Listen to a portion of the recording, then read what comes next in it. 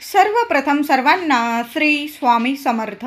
स्वामी महाराजांच्या कृपेने तुमच्या सर्व चांगल्या इच्छा पूर्ण होत ही स्वामींचरणी प्रार्थना करते आणि आजच्या व्हिडिओला सुरुवात करते. 21 ऑगस्ट 2025 श्रावणातील शेवटचा दिवस आणि या दिवशी गुरुपुष्यामृत योग आलेला आहे.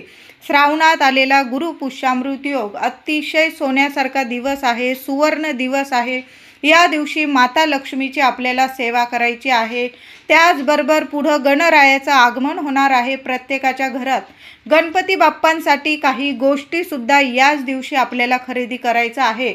मग तुम्ही किराणा सामानातल्या काही वस्तू मी तुम्हाला आता सांगणार आहे, किंवा तुम्हाला दिवा वगैरे ज्या वस्तू लागत असतील, ज्यांना या दिवशी बाप्पांसाठी काही सोन्याची वस्तू खरेदी करायची असेल, सोनं चांदी पित्तळ तांब या दिवशी अवश्य खरेदी करायचं आहे. ज्यांना सोनं परवडतं त्यांनी सोनं घ्यायचं आहे याच दिवशी, याच शुभ मुहूर्तावर.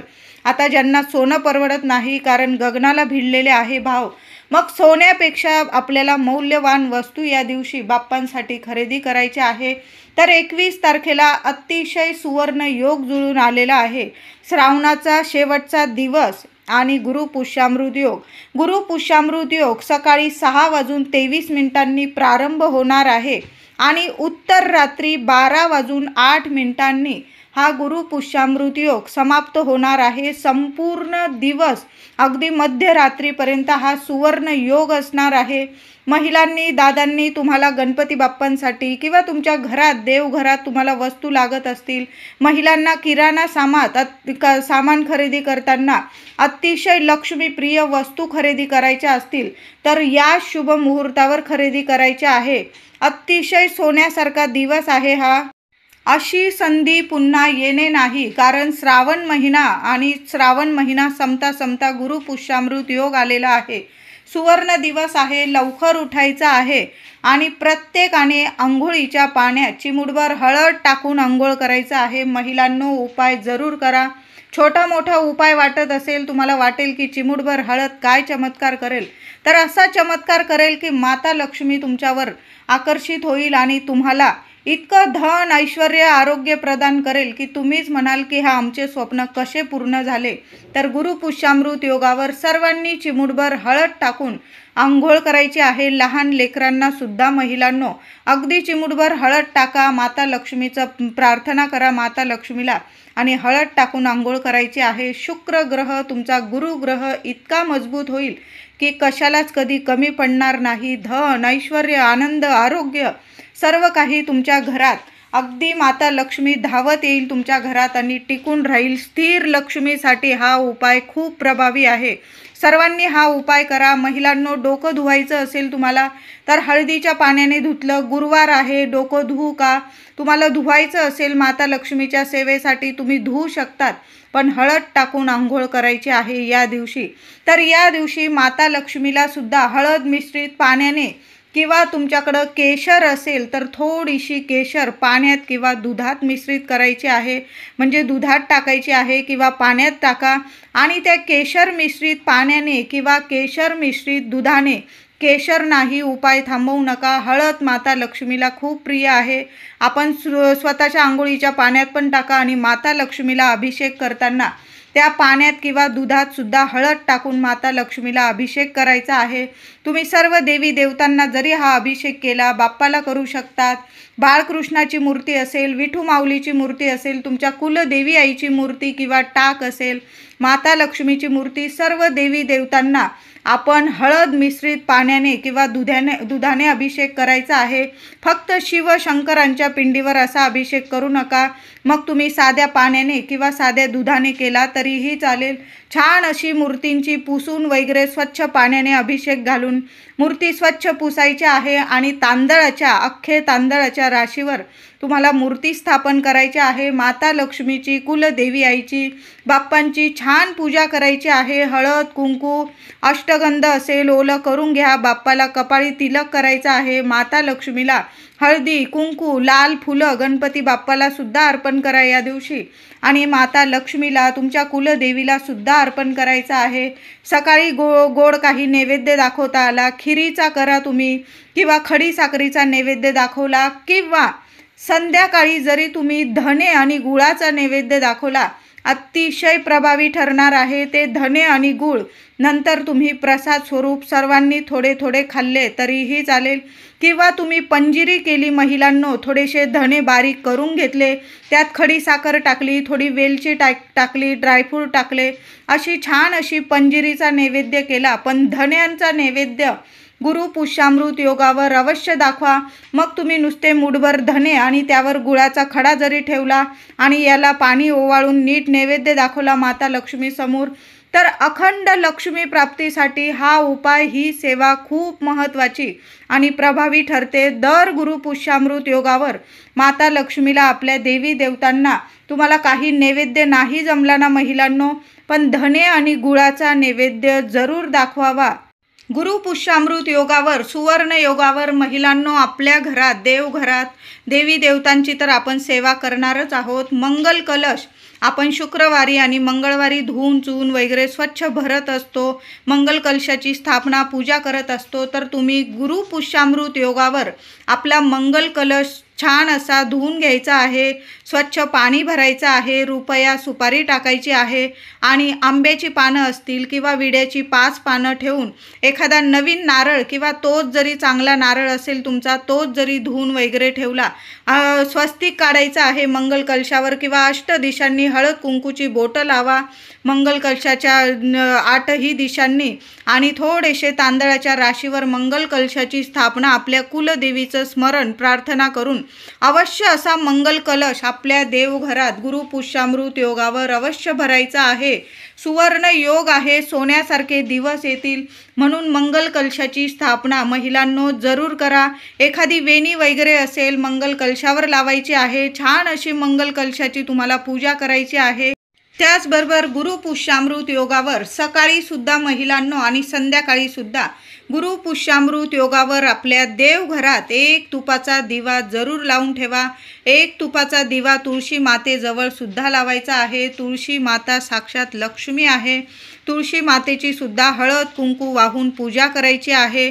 त्याचबरोबर तुळशी मातेजवळ सुद्धा एक तुपाचा दिवा लावून ठेवा आणि आपल्या देवघरात एक तुपाचा दिवा जरूर लावायचा आहे.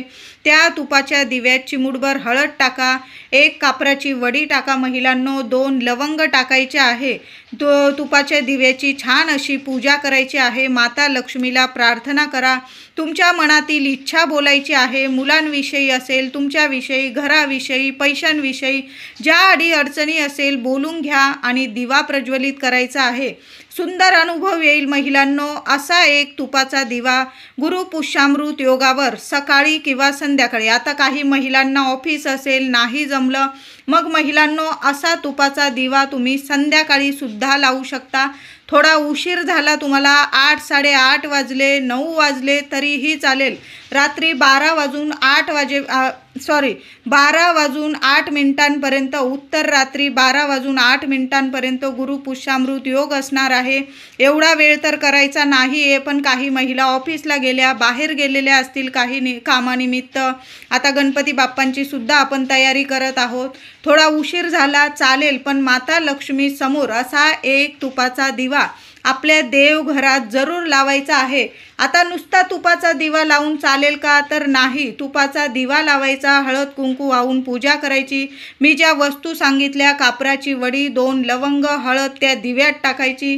दिवा लावल्यानंतर आसन घेऊन बसायचं आहे. धूप दीप लावून घ्यायचं. माता लक्ष्मीला हळद कुंकू अर्पण करायचं आहे. कुंकुमार्चन करायचं आहे. किमान 11 वेळा कुंकुमार्चन करा किंवा 21 वेळा, किंवा तुम्हाला जास्तीत जास्त करायचं असेल तुम्ही जास्तीत जास्त करू शकता. माता महालक्ष्मीचं महालक्ष्मी अष्टक तुम्हाला 16 वेळा पठण करायचं आहे. आता एवढं नाही जमलं, किमान 8 वेळा पठण करा. नाही एवढं जमलं, किमान 1 वेळा तर पठण करू शकता महिलांनो. सेवा अजिबात चुकवू नका, मनापासून करा. थोडी जरी झाली तुमच्याकडून चालेल, पण मनापासून केलेली सेवा कधीच खाली जात नाही. त्याचबरोबर माता लक्ष्मीची वैभव लक्ष्मी पुस्तकात सर्वांनाच माहीत आहे, अष्टरूपी स्वरूप माता लक्ष्मीची रूपं दिलेली असतात. तुम्ही त्या पुस्तकाची नाही पूजा केली, फक्त माता लक्ष्मीला ती नावं घेऊन जर हळदी कुंकू तुम्ही अर्पण केलं, श्री गजलक्ष्मी माता, श्री अधिलक्ष्मी माता, श्री विजयलक्ष्मी माता, श्री ऐश्वर्यलक्ष्मी माता, श्री वीरलक्ष्मी माता श्री धान्य लक्ष्मी माता, श्री संतान लक्ष्मी माता, हे वैभव लक्ष्मी माता, महालक्ष्मी माता, माझ्या इच्छा पूर्ण कर. तुमच्या इच्छा बोलायच्या आहे माता लक्ष्मीला आणि माता लक्ष्मीची तुम्हाला प्रार्थना सुद्धा या दिवशी करायची आहे. वैभव लक्ष्मी व्रताच्या पुस्तिकेत पोथीमध्ये प्रार्थना दिलेली आहे. माझ्या सर्व महिला वैभव लक्ष्मी व्रत करतात. अनुभव आलेलाच असेल, काहींचं व्रत सुद्धा असेल. तुम्ही दर शुक्रवारी ही प्रार्थना करत असाल महिलांनो. पण गुरु पुष्यामृत योगावर सुद्धा तुम्हाला माता महालक्ष्मीची, अष्टरूपी माता महालक्ष्मीची नावं घ्यायची आहे. हळद कुंकू देवी आईच्या मूर्तीवर किंवा श्रीयंत्रावर अर्पण करायचं आहे आणि महालक्ष्मीची प्रार्थना, वैभव लक्ष्मी मातेची प्रार्थना सुद्धा बोलायची आहे. या रक्तांबुज वासिनी विलसिनी चंडाशु तेजस्विनी, या रक्ता रुधिरांबरा हरी सखी, या श्री मनोल्हादिनी, या रत्नाकर मंथना प्रगटिता विष्णू स्वया गेहिनी, सामां पातु मनोरमा भगवती लक्ष्मीच पद्मावती. अशी तुम्हाला प्रार्थना करायची आहे. मराठीतून अर्थ सुद्धा दिलेला आहे, ती सुद्धा बोललात तुम्ही तरीही चालेल. पण माता वैभव लक्ष्मीची ही प्रार्थना गुरु पुष्यामृत योगावर प्रत्येक महिलेने जरूर करा. कुंकुमार्चन करा. महालक्ष्मी अष्टकाचा पाठ म्हणायचा आहे. या दिवशी सकाळी किंवा संध्याकाळी विष्णू सहस्त्र नामावली तुम्ही एक वेळा का होईना यूट्यूबवर जरूर लावा. माता महालक्ष्मीला तुम्ही लाल गुलाब अर्पण करणार आहात. या दिवशी अवश्य लाल गुलाब अर्पण करायचा आहे. जरी तुमचे वैभव लक्ष्मी व्रत दुसऱ्या दिवशी म्हणजे शुक्रवारी असेल तरी सुद्धा गुरुवारी प्रत्येक महिलेने माता लक्ष्मीला लाल गुलाब किंवा तुमच्याकडं जास्वंदाची फुलं असतील तर जास्वंदाची अर्पण करा. पण एखादं बघा लाल गुलाबाचं फूल मिळून जाईल तुम्हाला. लाल गुलाब अर्पण करताना असंच करू नका. तुम्ही ही सकाळी सुद्धा सेवा करू शकता किंवा संध्याकाळी केली माझ्या महिलांनी तरीही चालेल. गुलाबाचं फूल घ्यायचं आहे.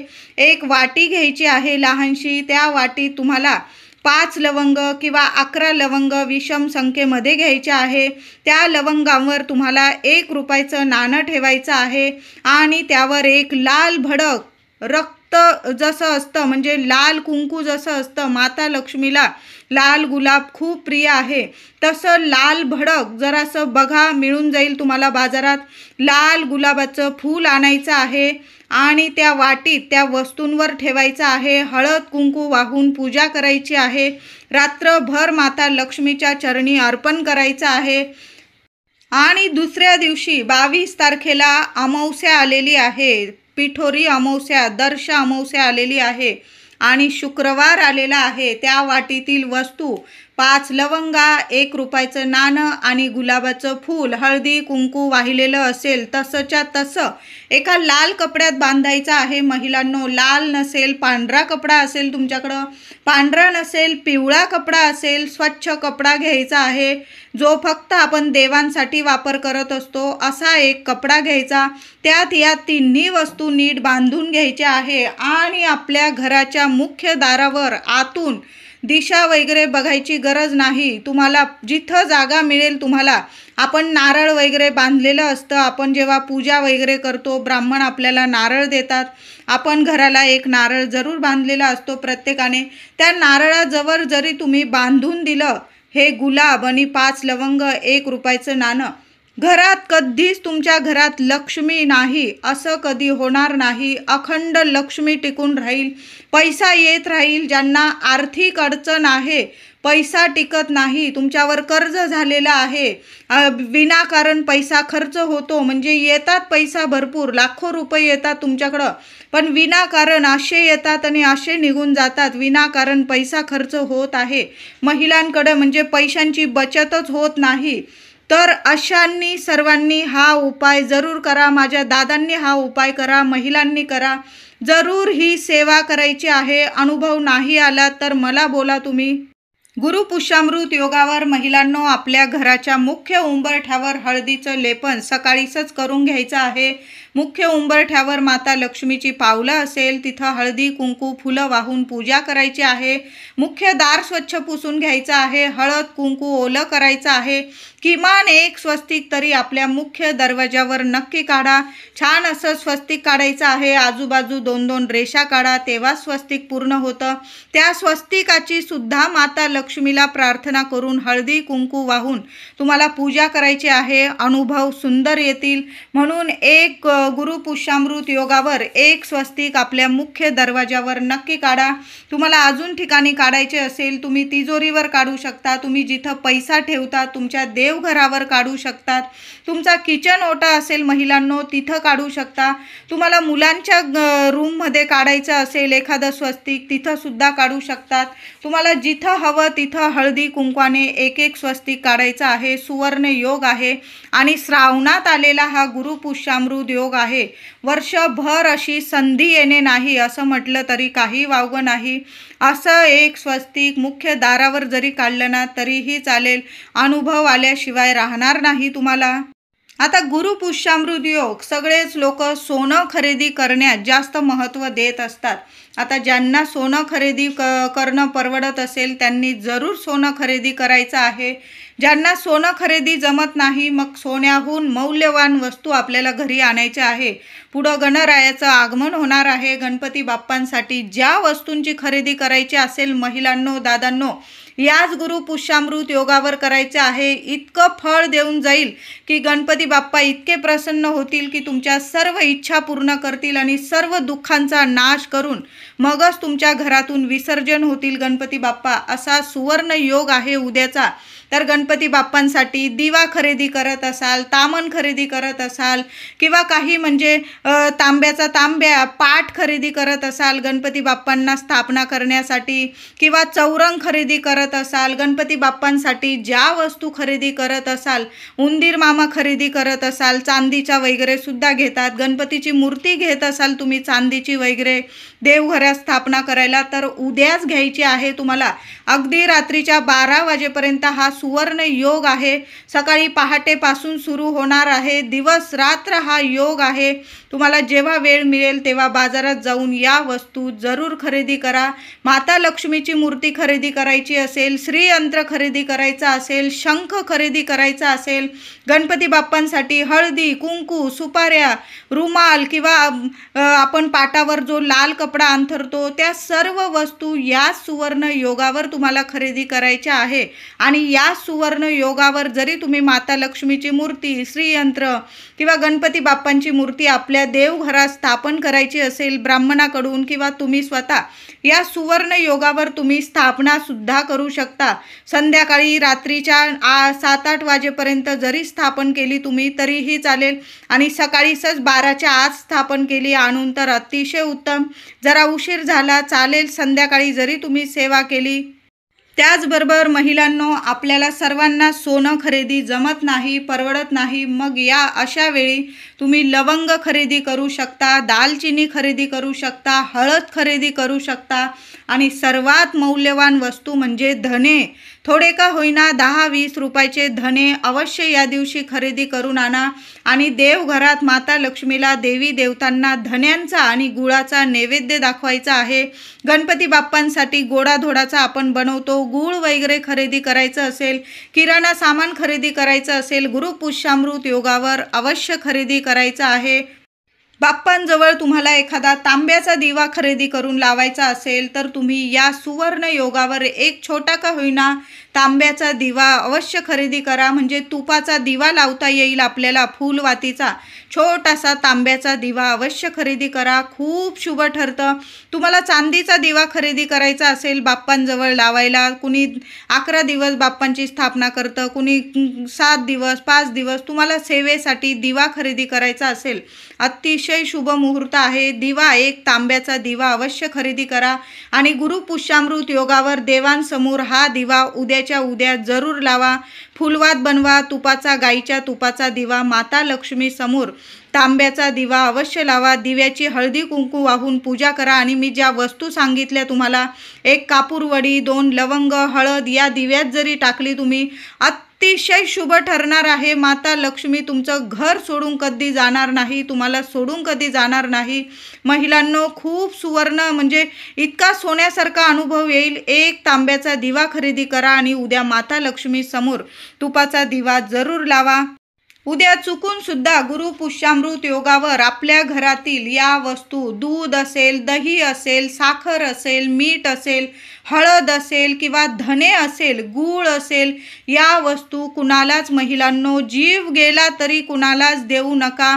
अगदी तुमचे सख्य असतील तरी पण देऊ नका, नाहीतर आपण आपली लक्ष्मी इतरांना देतो याचा अर्थ असा होतो। सोन्यासारखा दिवस आहे गुरु पुष्यामृत योग। उलट अशा वस्तू खरेदी करून आणा, पण घरातून कुणालाच देऊ नका। संध्याकाळी देवी आईची कापूर आरती करायची आहे आणि कापरासोबत तुम्हाला 5 लवंग जाळायचे आहे। लोबान असेल, गुगल असेल, या वस्तू सुद्धा जाळा। संपूर्ण घरात हा धूप पसरवायचा आहे। तुम्ही तांदळावर जरी कापूर जाळला आणि त्यावर लवंगा जाळल्या, लोबान जाळला, गुगल जाळला, संपूर्ण घरात धूप फिरवा। मुख्य उंबरठ्यावर ते भांडं थोड्या वेळ ठेवा। नावाला सुद्धा तुमच्या घरात वास्तुदोष, पितृदोष, नकारात्मकता उरणार नाही। तर उद्या गुरु पुष्यामृत सुवर्ण योगावर महिलांनो अशा पद्धतीने कापूर धूप जरूर करायचा आहे आपल्या घरात। ज्या घरात अशा शुभ तिथींना, सुवर्ण योगांवर आपल्या घरात कापूर धूप केला जातो, देवांची कापूर आरती केली जाते, त्या घरात देवी देवता कायम प्रसन्न राहतात आणि भरभरून आशीर्वाद देतात, आपल्या सर्व इच्छा पूर्ण करत असतात आणि त्या घरातील पितृदेवतासुद्धा प्रसन्न राहतात। ती वास्तू नेहमी प्रसन्न आणि दैवी शक्तिमय भरलेली असते।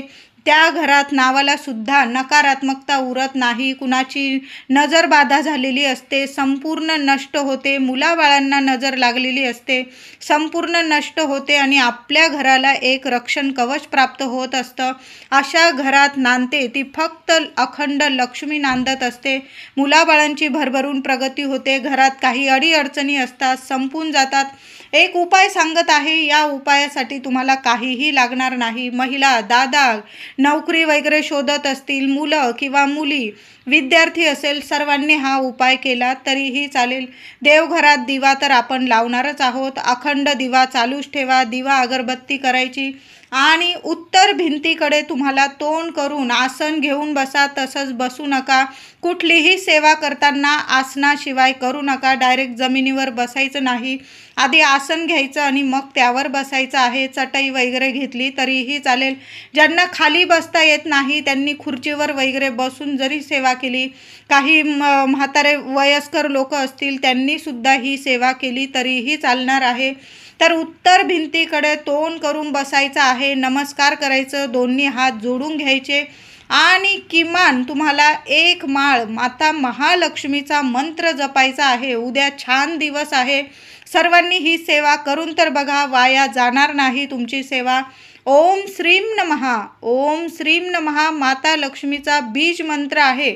अगदी सर्वांना जमेल ही सेवा, सर्वांनी करा। महिलांनो अवश्य करा। संध्याकाळी कापूर धूप केल्यानंतर जरी केली ही सेवा किंवा आधी केली, तुम्ही अगदी रात्रीच्या 9 वाजेपर्यंत ही सेवा केली ना तरीही चालेल। उत्तर भिंतीकडं फक्त आसन घेऊन बसायचं आहे, दोन्ही हात जोडायचे आहे, मनापासून माता लक्ष्मीला प्रार्थना करा, तुमच्या मनातील इच्छा बोला आणि 1 माळ 108 वेळा तुम्हाला ओम श्रीम नमः, ओम श्रीम नमः।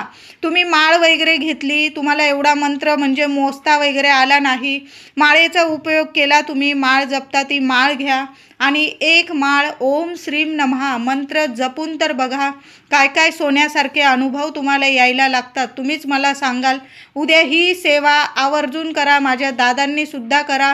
तुम्हाला काही अपयश येत असेल, अडीअडचणी येत असतील, घरात पैसा टिकत नाही, गुरु पुष्यामृत योग, श्रावणात आलेला गुरु पुष्यामृत योग सर्वात प्रभावी हा दिवस आहे आणि सेवा सुद्धा खूप प्रभावी आहे।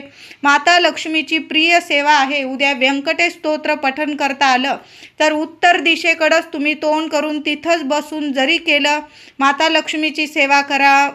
आपण श्रीहरी विष्णूंचं व्यंकटेश स्तोत्र पठण करा किंवा यूट्यूबवर लावून दिलं आणि शांत चित्ताने ऐकलात तुम्ही तरीही चालेल, पण माता लक्ष्मीची ही सेवा सांगितलेली आहे। 1 माळ ओम श्रीम नमः, ओम श्रीम नमः नक्की 1 माळ तरी हा मंत्र जपायचा आहे।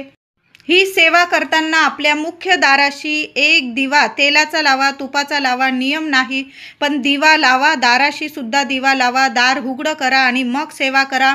उद्या झालंच तर आपल्या श्री स्वामी समर्थांची सुद्धा सेवा करा. एक पाठ तुम्हाला झाला, श्री स्वामी चरित्र सारामृताचा एक पाठ झाला उद्या, तर सुवर्ण दिवस आहे.